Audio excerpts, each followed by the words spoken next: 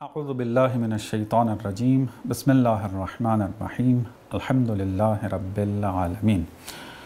नाज़रीन, अरबईन के हवाले से हमारी गुफ्तगू जारी है।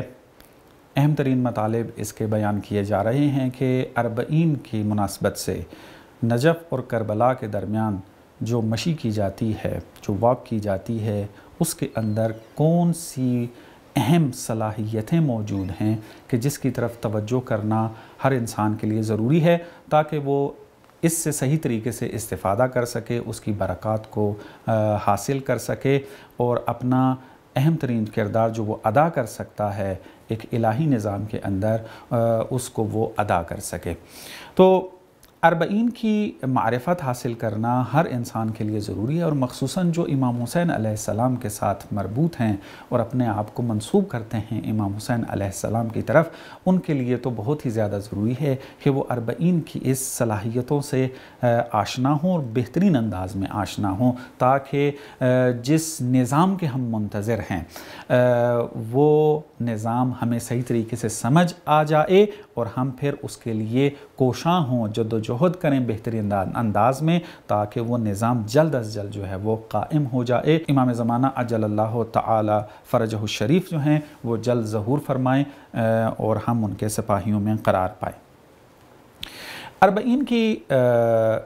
का क्या किरदार है तारीख़ के अंदर और क्या किरदार रहेगा आइंदा, इसको पहचानने के लिए एक मतलब जो है वो बयान करना है,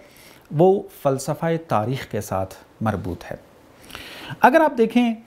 तो इंसानी तारीख़ छोटे बड़े वाक़यात से भरी पड़ी है और तारीख़ नवीसी के लिए इंसान हमेशा ऐसी राहों की तलाश में रहता है जिनसे तारीख़ की तफसीर और वजाहत कर सके। कोशिश होती है इंसान की कि जो गुज़र चुका है माज़ी के अंदर वो क्यों रूनमा हुआ, क्या अवामिल व असबाब थे, उनको तलाश कर सके, उम्मतों के उरूज व ज़वाल को पहचान सके, जो तहज़ीबें तश्कील पाई हैं उन तहज़ीबों के अंदर कौन से अहम तरीन अनासिर थे इसको तश्कील देने वाले, उनको पहचानवाया जाए लोगों के लिए ताकि उम्मत जो है, ताकि लोग जो हैं वो इसकी मारिफत हासिल करने के बाद फिर जदीद तहज़ीबों की तरफ जो है वो बेहतरीन अंदाज में कदम बढ़ा सकें। लेकिन हम देखते हैं कि इस तारीख़ के तज्ज़िये के अंदर एक निगाह सेकुलर हाकिम है। जब भी उम्मतों की उरूज व ज़वाल की बात आती है, जब भी तहज़ीब व तमद्दुन को तश्कील पाने वाले अनासिर की बात आती है, उन अहम मोड़ों की बात आती है कि जहाँ से उम्मतों ने टर्न लिया और एक तहज़ीब की तश्कील दे दी, उन्होंने सकाफ़तों की तरफ कदम रखा, तरक्कियों की तरफ कदम रखा, जब उसकी तहलील की बात आती है तो उसके अंदर फ़कत और फ़कत निगाह जो होती है वो मादी होती है और उसके अंदर से तौहीदी मज़ाहिब का किरदार, अंबिया ने जो किरदार अदा किया है वो बिल्कुल ही हस्फ कर दिया जाता है। यानी आप यूँ कहें कि तारीख़ के जो तज्ज़िये किए जाते हैं वो बिल्कुल मादी होते हैं, उसके अंदर इलाही रहबरों का कोई किरदार जो है वो पेश नहीं किया जाता है। जब भी तारीख़ बयान की जाती है और इसमें तहज़ीब व तमद्दुन की तश्कील वग़ैरह का तज़किरा किया जाता है तो वहाँ किसी भी एतबार से ऐसी तहज़ीब व तमद्दुन का तज़किरा नहीं किया जाता कि जिसका महवर अदियान इलाही व अंबिया हो। अगर कहीं अंबिया अलैहिमुस्सलाम का तज़किरा हो भी जाता है तो वो एक आर्जी आमिल की हैसियत से बयान किया जाता है, न कि उसको हकीकी हैसियत दी जाती है। हमारी नज़र में क्या है, ये हकीकी आमिल हैं इंसान की तब्दीली के अंदर, इंसान की तरक्की के अंदर, तहज़ीब व तमद्दुन की तश्कील के अंदर जो हैं। पर ये एक मादी पसंदाना नुक्ता निगाह है। अगर हम इस मादी पसंदाना जो नुक्ता निगाह पाया जाता है तारीख़ के बारे में, इसमें अगर देखें तो यहाँ पर जो चीज़ तहज़ीब के तौर पर पेश की जाती है वो भी तकरीबन मादी चीज़ों को ही बयान किया जाता है। ख़त की ईजाद को तहज़ीब का एक अहम उन्सर करार दिया जाता है, या मसलन जितनी भी मादी चीज़ें जो हैं वो ईजाद हुई हैं, लाइट روکٹ آئی ہے، پہیے جو ہے وہ ایجاد ہوئے ہیں اور اس قسم کی، ان کو تاریخ کا ایک اہم موڑ کے عنوان سے جو ہے وہ یاد کیا جاتا ہے۔ اور تاریخ کو مثال کے طور پہ جو تقسیم کیا جاتا ہے وہ بادشاہوں کی زندگیوں کی بنیاد پر جو ہے وہ تقسیم کیا جاتا ہے۔ اگر آپ تاریخ کے اوپر نگاہ دوڑائیں جس طریقے سے تفسیر کی گئی ہے ان کی، تو آپ کو یہ مطالب جو ہیں وہ آسانی سے جو ہے وہ پتہ چل جائے گا۔ لیکن ہمارے پاس قرآن ہے، ہمارے پاس احادیث ہے، ہمارے پاس ائمہ علیہم السلام کی تعلیم شدہ جو دعائیں ہیں وہ ہمارے پاس موجود ہیں۔ اس کے اندر جب ہم دیکھتے ہیں تو تاریخ کے اہم موڑ کو انبیاء الہی تعریف کیا گیا ہے، یعنی انسانی زندگی کے اندر جو اہم موڑ آئے ہیں ان کے اندر سب سے بنیادی کردار جنہوں نے ادا کیا ہے وہ انبیاء کرام علیہم السلام ہیں۔ اور ان انبیاء کرام علیہم السلام میں ختمی مرتبت صلی اللہ علیہ وآلہ وسلم کو تاریخ اور تہذیب کی ترقی میں نمایاں ترین شمار کیا جاتا ہے۔ یہ چیز جو ہے وہ مادی نقطہ نگاہ جو ہے اس نے جان بوجھ کر جو ہے وہ غفلت کی ہے اس کے اندر، تو اسی وجہ سے ہم دیکھتے ہیں کہ یہ مادی پسندانہ نگاہ رکھنے والے تاریخ کو تقسیم کرتے ہیں رینیسانس کے اعتبار سے۔ مثلا آ کر کہتے ہیں کہ رینیسانس جو ہے وہ تاریخ کا ایک اہم موڑ تھا، اور دنیا کو تقسیم کرتے ہیں، تاریخ کو وہ تقسیم کرتے ہیں رینیسانس سے پہلے اور رینیسانس کے بعد۔ اور اس تصور میں کیا ہے، پوری کی پوری نگاہ جو ہے وہ ساری مادی ہے، اور صنعتی ترقی کو ہی حقیقی ترقی جو ہے وہ شمار کیا جاتا ہے۔ اس نقطہ نگاہ کے اندر انسان ایک ذہین جانور ہے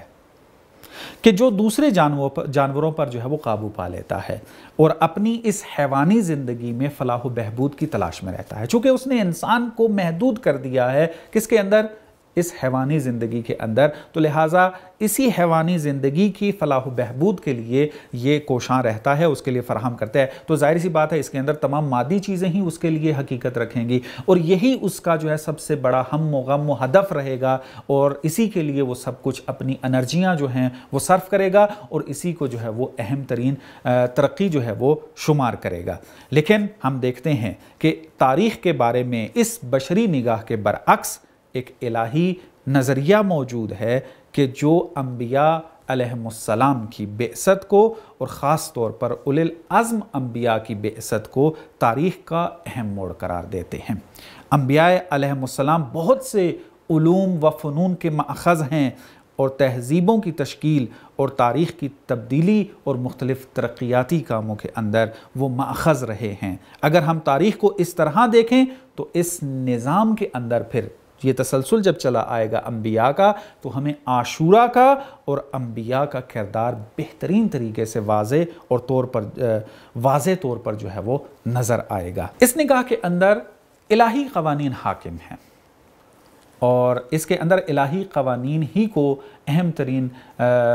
مطلب سمجھا جاتا ہے انسان کی سعادت مند زندگی کے اندر، اور یہاں سے پھر بعثت، غدیر، عاشورہ اور ظہور اس الہی نقشے میں سنگ میل اور اہم واقعات ہیں۔ اگر ہم اسی انبیاء کے اس تسلسل کو اس نگاہ سے اگر دیکھتے جائیں تو ہمیں یہ تمام چیزیں جو ہیں وہ ایک لڑی میں نظر آتی ہیں، اور ایک ہی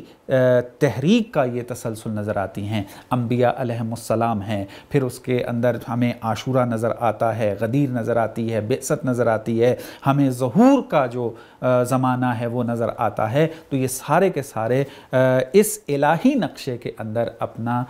جو ہے وہ کردار ادا کر رہے ہیں، اور انسان کو اس الہی نظام کی طرف لے کر جا رہے ہیں کہ جو ہدف ہے انسان کا، جس کی وجہ سے انسان کو جو ہے وہ خلق کیا گیا ہے۔ اگر اس طریقے سے ہم دیکھنا شروع کر دیں تو پھر یہ جو 40 کی مشی ہے تو انسان کے اندر اور عظمت و جلال اس کی انسان کے نگاہ میں ابھر کر سامنے آئے گی۔ 40 کی اس مشی کے اندر وہ ایک تہذیبی نگاہ لے کر آئے گا، ایک فلسفہ تاریخ کے عنوان سے ایک نگاہ لے کر اس کی تحلیل کرے گا۔ جب وہ الہی نگاہ سے اس 40 کی مشی کی تحلیل اور تجزیہ کرے گا تو اس کو تمام وہ مادی پسندانہ نظریات یہاں پر رد ہوتے نظر آئیں گے کہ جن کو بیان کیا گیا ہے مختلف کتابوں میں تاریخ کے تجزیہ و تحلیل کے اندر، تاریخ کے اہم موڑ کو بیان کرنے کے لیے۔ اور بھی بہت سارے مطالب ہیں اربعین کے اس مشی کے حوالے سے کہ کتنی صلاحیتیں اس کے اندر موجود ہیں اور کس طریقے سے اس کی طرف توجہ کرنے کی ضرورت ہے، کہ انشاءاللہ اگلے درس میں آپ کی خدمت میں بیان کیا جائے گا۔ والسلام علیکم ورحمۃ اللہ وبرکاتہ۔